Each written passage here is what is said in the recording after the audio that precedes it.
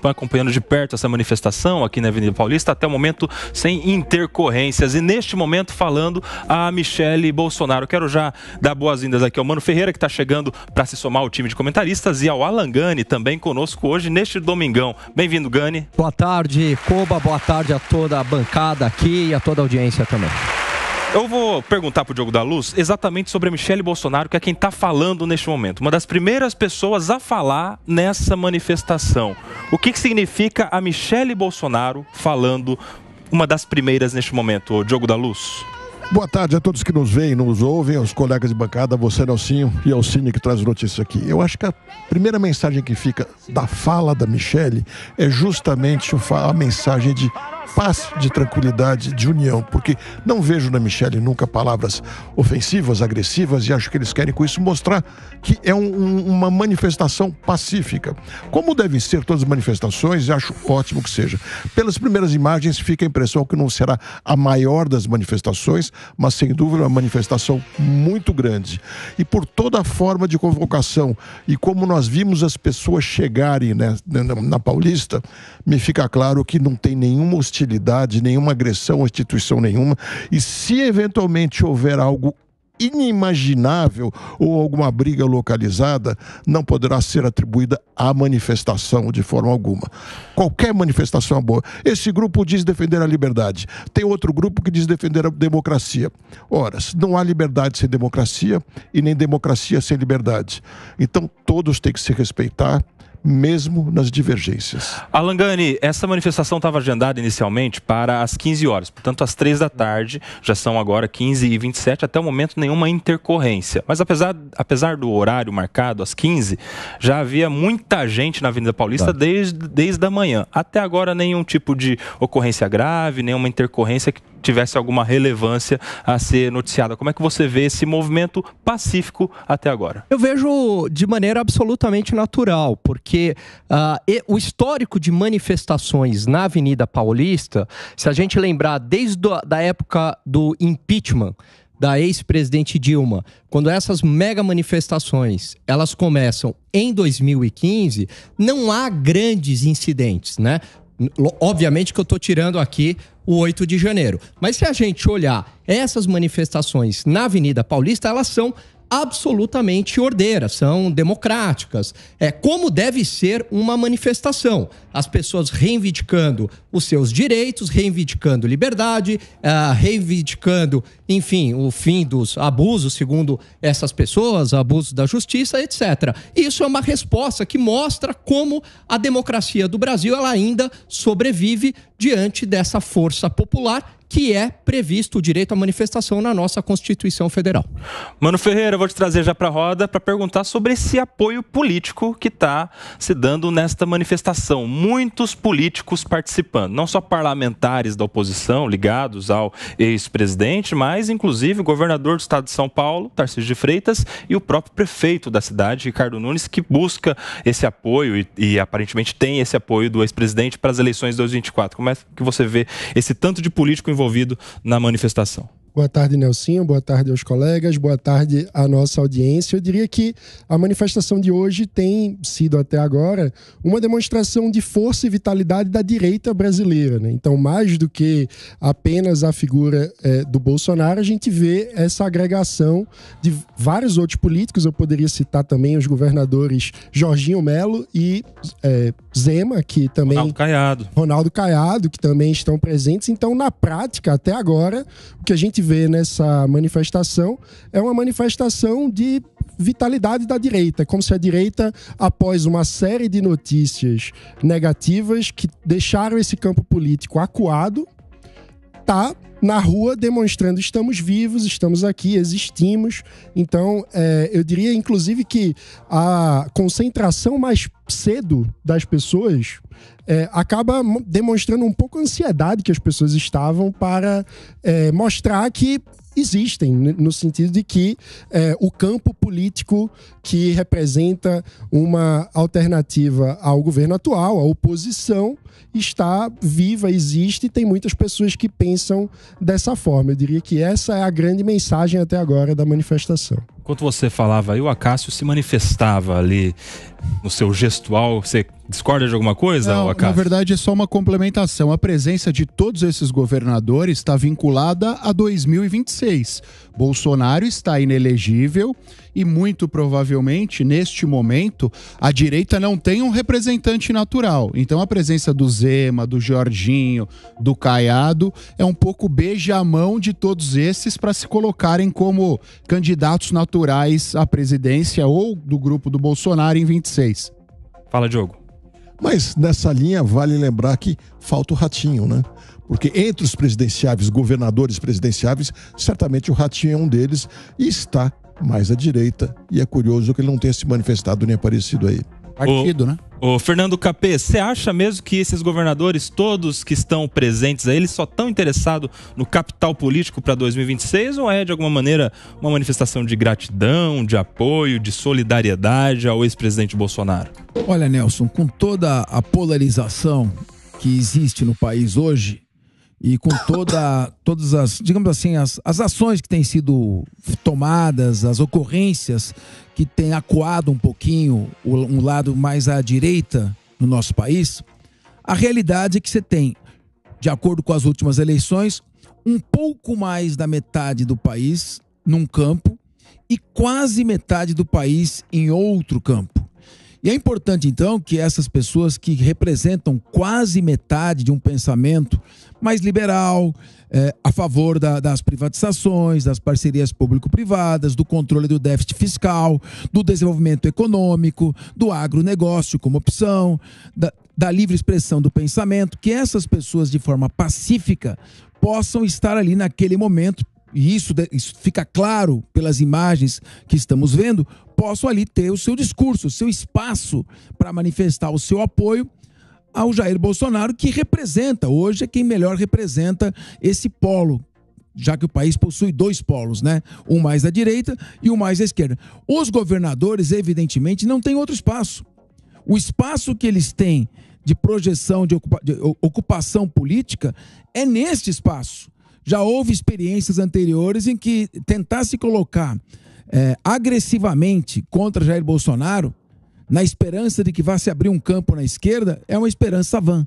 Então, acho que eles estão, nesse momento, claro, buscando ocupar um espaço que é o único que eles podem ocupar e ao lado daquele que, com tudo, mesmo com tudo que aconteceu, ainda é disparado o nome mais forte do centro-direita e da direita. Por isso, você vê uma divisão no país. Até hoje, você tem o Lula representando o pensamento da esquerda e o Jair Bolsonaro representando um pensamento à direita. Não há nenhum outro que possa ocupar esse espaço nesse momento. Aqui, se somando ao time de comentaristas, o Diego Tavares está chegando. Diego, quero te ouvir sobre isso. Essa informação. Aplaudido, hein? Pois é, aqui não Tá na Roda é assim, meu amigo. Aqui no Tá na Roda, chegou, a gente bate palma. Ô Diego, essa informação trazida pela nossa reportagem. Eles não estão aceitando ninguém levantar um cartaz. Como é que você vê? Pô, eu vejo com naturalidade e fez parte de toda a organização desse mega evento. Acho que nem mesmo a organização esperava números tão expressivos, mas todo mundo que de alguma forma estava empenhado em organizar essa manifestação estava alertando os participantes de que não era para trazer cartazes. Isso foi orientação, inclusive, da defesa do ex-presidente Bolsonaro, que um eventual cartaz com dizeres contra alguma instituição da República, ou enfim, que levantasse novamente o tema do possível golpe de Estado, enfim, isso não seria prudente, não seria bom para o presidente nesse momento que ele passa junto à justiça brasileira. Seria legal, né, Capês? Essa é a questão. Claro, sim, nem teria como fazer esse tipo de defesa, né, a favor de golpe ou qualquer coisa. E eu não vi nenhuma das manifestações aqui na Avenida Paulista, desde que elas começaram alguns anos atrás, nenhuma manifestação nesse sentido virulenta, pedindo golpe, alteração do regime democrático. E mais, essa é uma manifestação em que há um cuidado muito grande, sobretudo com relação a infiltrados. Por exemplo, você teve em 2013 os Black Blocs protestando contra o preço da passagem de ônibus, destruíram a cidade com pichações, incêndios, esse tipo de ônibus, enfim, não é o perfil do público que aqui se encontra. Então, sobretudo, esse cuidado é importante para que não seja retirada a natureza pacífica desse ato, que quer, na verdade, expressar dos polos do pensamento num país que está dividido hoje entre dois polos. Então eu acho válida essa manifestação, ela tem que ser rigorosamente dentro da legalidade, porque quando você fala em defesa da liberdade de expressão do pensamento, tem que ser a defesa da liberdade de expressão do pensamento nos termos da lei.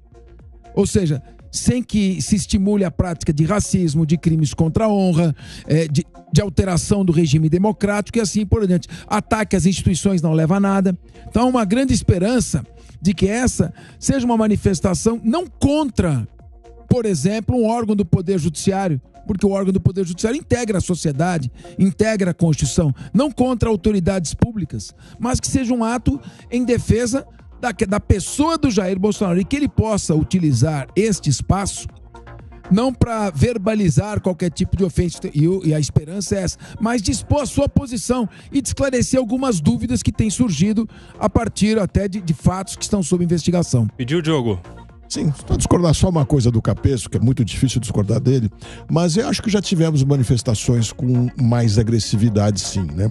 Especialmente 7 de setembro de 2021, foi aquela manifestação onde o próprio Bolsonaro e muitos correligionários e placas e cartazes diziam estar contra o STF, fora Xandão. Havia manifestações fortes naquele momento. Mas foi na Paulista? Foi na Paulista, 7 de setembro. Não, mas a agressividade aí, a agressividade aí, ela foi muito mais verbal, né? Exato. Eu concordo, foi muito ruim chamar. O que eu disse é que na minha lembrança, essa manifestação tinha ocorrido em Brasília. Ela foi verbal. E não na Avenida Paulista.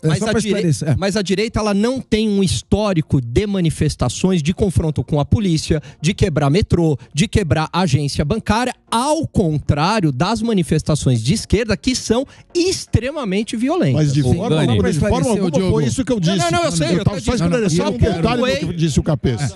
Só para esclarecer, eu dou a minha mão à palmatória porque esta manifestação de 7 de setembro, na minha lembrança, ela tinha ocorrido em Brasília e não na Avenida Paulista. Por isso que eu não a incluí. Foi bom o seu esclarecimento. Ela foi no 7 de setembro de 2021, aqui na Paulista, e culminou depois, uma semana depois, com aquela carta mediada pelo ex-presidente Michel Temer, entre o Alexandre de Moraes e o presidente da República, na época, o Bolsonaro, e aí eles acabaram tendo uma certa calma. São 15 horas e 42 minutos, a gente estava vendo ali imagens, inclusive, do Magno Malta discursando em cima do trio elétrico em que se encontra o ex-presidente Bolsonaro. Essas imagens que você está vendo logo à direita é exatamente do trio elétrico. Aliás, só tem um trio elétrico ali, em L, na verdade. Você vê imagens do Tarcísio de Freitas, governador do estado de São Paulo, ao lado da ex-primeira-dama Michele Bolsonaro. Quem vai falar mais a respeito disso é o Evandro Cini.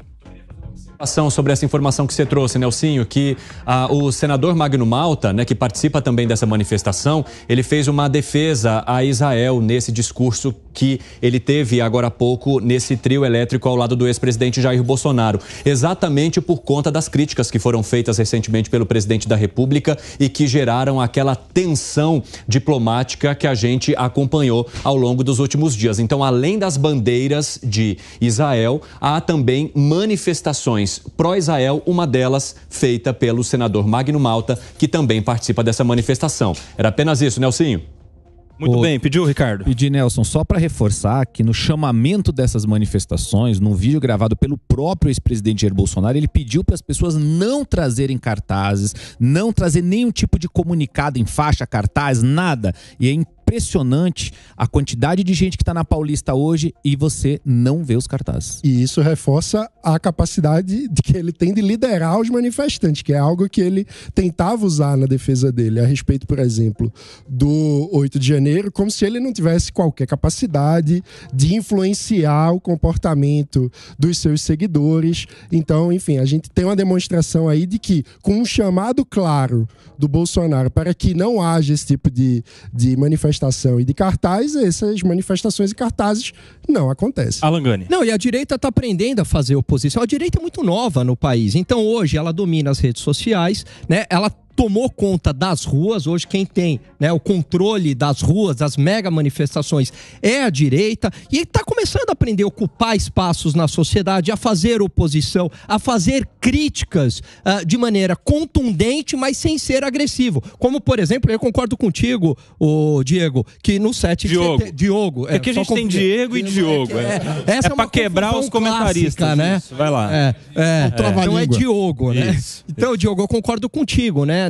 Ali naquela manifestação de 2022, teve uma Olha só essa imagem verbal. Que a gente está vendo, desculpa, Gani, te interromper, a gente estava vendo uma imagem exatamente agora, imagem ao vivo, do governador do estado de São Paulo de mãos dadas, erguidas, com o ex-presidente Jair Bolsonaro, que inflama, claro, todo o público presente, e neste momento discursando o governador Tarcísio a este público, olhando inclusive para os dois lados deste trio elétrico. Eu quero entender de você, Acácio Miranda, a participação do governador Tarcísio nessa manifestação.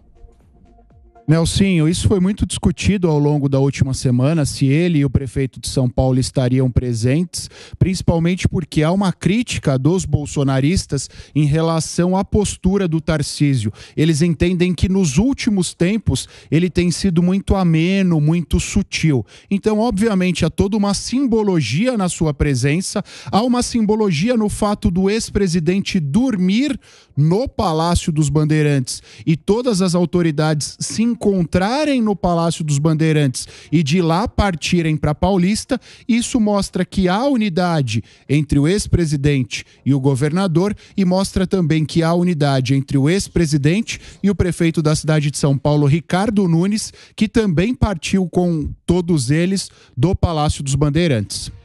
Agora o Evandro Cini vai trazer novidades a respeito exatamente desse discurso do governador Tarcísio. É isso, Nelson. Aproveito que você tocou nesse tema para contar para vocês um pouco do que está dizendo o governador de São Paulo, Tarcísio de Freitas, nesse momento em que faz o discurso para os manifestantes que participam ali. Então, Tarcísio abre o discurso dele dizendo que estão ali para celebrar o verde e o amarelo e principalmente o Estado Democrático de Direito. Tarcísio fala sobre esse momento também que para ele significaria um desafio para a segurança jurídica do país diante das ações que hoje miram o ex-presidente Jair Bolsonaro e seus aliados, inclusive vários deles integrantes do primeiro escalão do governo anterior.